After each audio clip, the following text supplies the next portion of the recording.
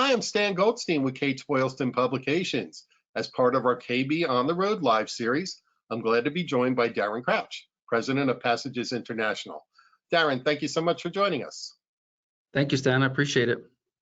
Tell us, what does Pathogens do best, and why should this be of interest to funeral professionals? Well, I think we're known as a provider of biodegradable, eco-friendly, and green urns and caskets, but I think we're much more than that. And I think what a lot of funeral homes don't know is that we're actually a company that can help them solve a lot of problems. And some of these problems they're aware of, and some of them they're not aware of. So I'll give you a couple of examples.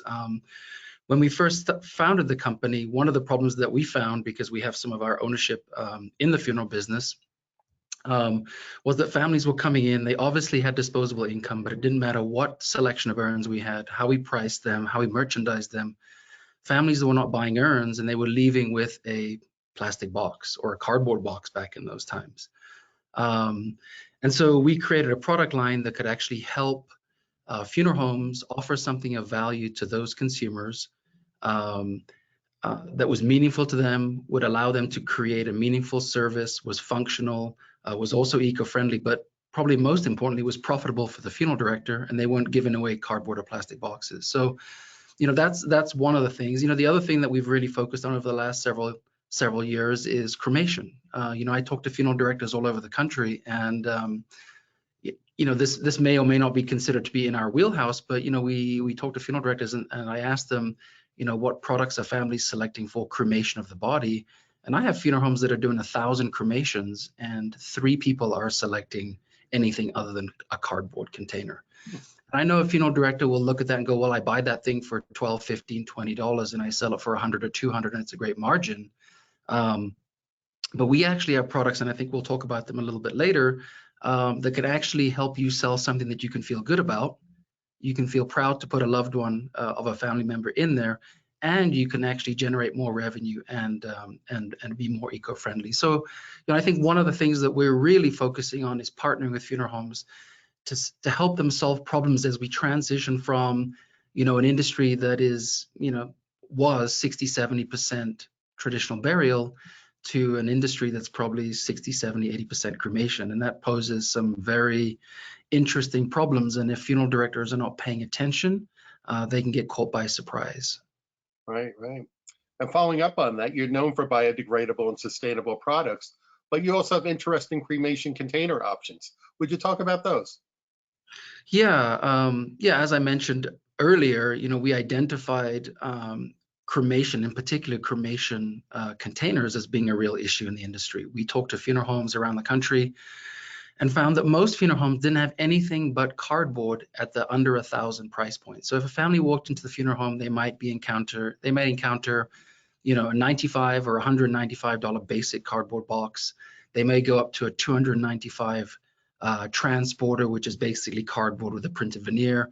They may go up from there to a cloth covered or raised flat top, which is also basically cardboard and some kind of applique on the outside, whether it's fabric or some kind of printed veneer. And that would be in the $500, $600, $700 range. And then you go to $900, $1,000, $1,100, and then you're into your kind of entry-level woods. And as we talked to funeral directors, we were finding that, most of the families were selecting the basic cardboard box because there's really nothing of value under $1,000. And they don't want, in their mind, they don't want a casket. If they wanted a casket, they would have gone with traditional burial. They want a container that can be cremated. It's dignified, but it's also affordable and simple. And so, we created our simple bamboo containers, which are certified fair trade. They're clean burning. We've actually had them tested in labs, and compared to cardboard products, they don't emit any carcinogenic materials. They don't emit any styrenes. When they burn, they emit a white smoke versus a dark smoke. They cremate at a lower temperature. One of the things we were really looking at is we wanted it to be beneficial on 3 levels. We wanted it to benefit the families, and so anytime you don't have to cremate someone's loved one in a cardboard box, I think that's a win. So we're taking families out of a cardboard box, but still keeping something simple and affordable as an option for them. We wanted to make it environmentally friendly, more environmentally sound. So like I talked about, clean burning, lower temperature, better emissions. Our bamboo only emits carbon dioxide, oxygen, and water. That's it when it cremates. It also cremates purer, so you're actually left with less residue in the retort and purer cremains. And then on the production side of the product, the casket, the container is actually, it ships flat packed. It's sustainable because it's made of bamboo. There's no metal or plastic components. It's actually assembled at the crematory by the crematory staff. So very sustainable, both on the production end and the consumption end, if we can say that, when we cremate it. But probably most importantly, again, is the profitability. And because it's not cardboard, because it is certified fair trade, because it ships flat pack with a low carbon footprint, it means that funeral homes can actually charge a more substantial price. And so we have funeral homes that are using our bamboos, and the entry-level cremation container is our bamboo container at a $595 price point. And that's probably about $100 to $200 more than a funeral home is making on a $10 cardboard box. And the reason we can charge those prices, or the funeral director can charge those prices, because there's actual tangible value. When a family says, why is this container $595? The funeral director can say, well, it's certified fair trade, ships flat packed, burns cleaner, lower emissions. And the funeral director doesn't have to go very far down that list for the consumer to understand and say, okay, I get it. And we've had funeral directors report back to us they've had very, very difficult families, and one of the only things they didn't complain about or pass a negative comment on was this simple bamboo container that we offer. And so we've had tremendous success. We're seeing funeral directors get great feedback from families, and they're very happy because they're actually generating significantly more revenue off the same number of families that they're serving for cremation. So we're super excited about our simple bamboo cremation container. There's nothing like it on the market, so we're thrilled about that. Great, great. You may have just answered part of my next question there, but Passages sells more than just a product. Talk about the intangibles and how powerful they can be for families using a Passages urn, for example. Sure. So, we consider our products as sort of a means to an end. When a family goes into a funeral home, if a funeral home can paint the picture of the type of experience a family can have, then the sale of that product becomes very simple. And what I mean by that is families, they have an idea of what a traditional funeral experience looks like. The church service, the viewing, the mass, the graveside, those types of things. They've seen that in movies a million times. I think what they don't know is, if they're cremating someone and they want to scatter, what does that look like if you go to the ocean? What does it look like if you go to the mountains? And so, we create products that enable families to have a very unique, hands-on, powerful, meaningful experience. And I'll give you a couple of examples. We've had families that have bought 100 of our keepsake Journey earth urns. The Journey earth urn is like a little small pillow-shaped urn made of handmade paper. And they actually invited 100 of their closest friends and family on a whale watching cruise off the coast of Maui. Wow. And so there are 100 people on this whale watching cruise. Each one of them has an urn with a small amount of the remains in it. They can all write on the urn personal notes and messages. And then we have photos from the family where there's like 80 or 100 of these urns airborne off the side of this whale watching vessel. And the experience that created for that family was, like MasterCard says, priceless. You know what I mean? Absolutely. But the product itself has very little value. It's a paper urn. We have another urn also made out of paper. It's a paper mache turtle, shaped like a turtle, looks like a turtle. And we had a funeral director sell it to a family. The family decorated it. When they went out into the ocean and they put it in the ocean, a real turtle swam up next to that turtle urn. And so that family is never going to forget that experience. And so what I talk to funeral directors about is, let's sell the experience. Let's ask the family, what is it that you want to do? How do you want to remember this person? Where do you want to remember this person? And then once we know, what kind of experience you want to create, then we can match the product to that experience. And so, we have products that are designed to scatter from. We have just products that are designed to go in the ocean in their entirety. And what we're after is really participation. So much about traditional funerals have been, it's basically, I like to call it a spectator sport. The family watches while the funeral director does everything. And I think that actually inadvertently robs families of the closure and the understanding that this awful event actually happened. And what we see with greener celebrations is that families are much more involved and participate much more.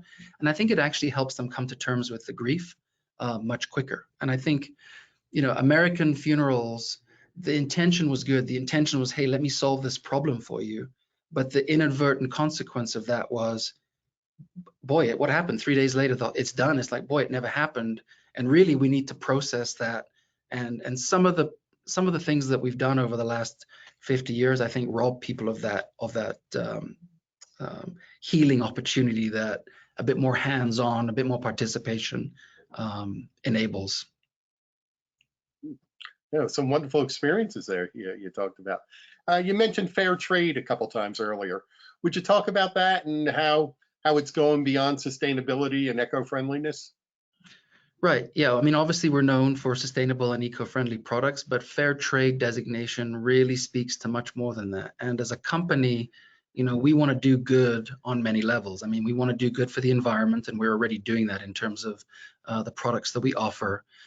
We want to do good for our families by providing the experiences and that I just described earlier. But we want to also provide.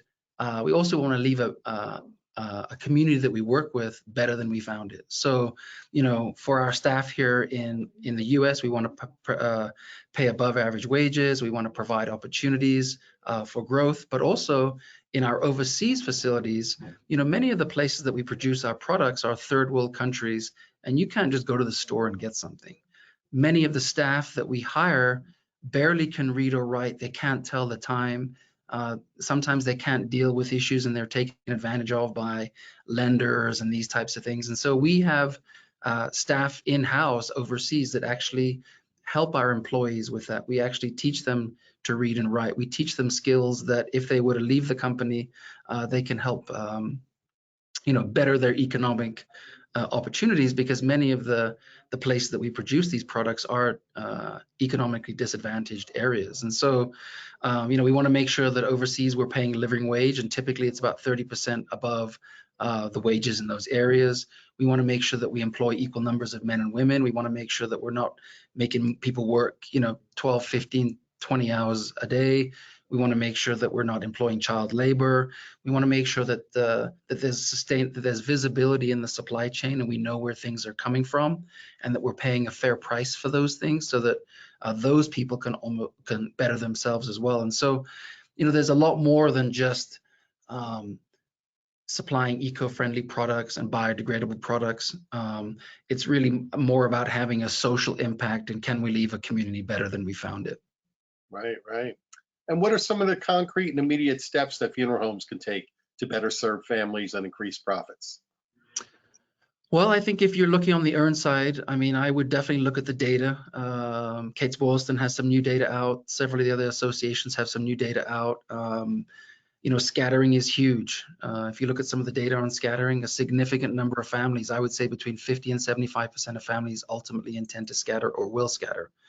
And so I'd be looking at your earn selection and seeing, okay, well, if I know 50% of people want to scatter, does 50% of my earn selection reflect that? So if I have 50 urns on display, do 20 to 25 of them help enable families to have that experience? And as I talked about before, there's lots of different products that allow for different experiences. We should be pricing products at different price points, have products made of different materials, all of those types of things. So look at their earn display, look at the products that are not selling, and replace those with alternative, eco-friendly, scattering type products. And Passages has a 60, 70 page catalog full of those options that I think sometimes funeral directors don't think about. Well, how am I going to be able to sell that for $300 or $400 or $500? And if we go back to my previous answers, I think you can see how, if a family pays $300, $400, $500 for a paper turtle, and they have this priceless experience, that expense was inconsequential. The other thing is analyze the options that families are selecting for cremation. And if you're one of those funeral homes where you can barely get people out of a cardboard box, then you need to look around, because there are other options that are not cardboard that can make you a better member of your community because you're not burning products that end up putting toxic emissions into the environment. You're not putting loved ones in a cardboard box. And, bottom line, it needs to also be relevant and profitable for you as a business. And our simple bamboos and our 4-point bamboo containers definitely meet those criteria. And, we have some, we've done the testing on it. We have customers that are using it, and the feedback that we're getting is tremendous, and they love the profit margins. So those are all pretty easy ways to do it. You don't have to convert your building to a LEED certified building. You don't have to put solar panels on your roof right away, but you can purchase product and start offering families some more unique options that align more closely with what the data is telling us consumers want. Great, great. And how many people get in contact with you or Passages? They can call our toll-free number, which is 888-480-6400. They can visit our website at www.passagesinternational.com. I'm also more than happy for people to reach out to me directly. My email address is Darren, D-A-R-R-E-N, @passagesinternational.com. Great. Darren, thank you so much. Very interesting. Thank you. Thank you. Take care. Thank you.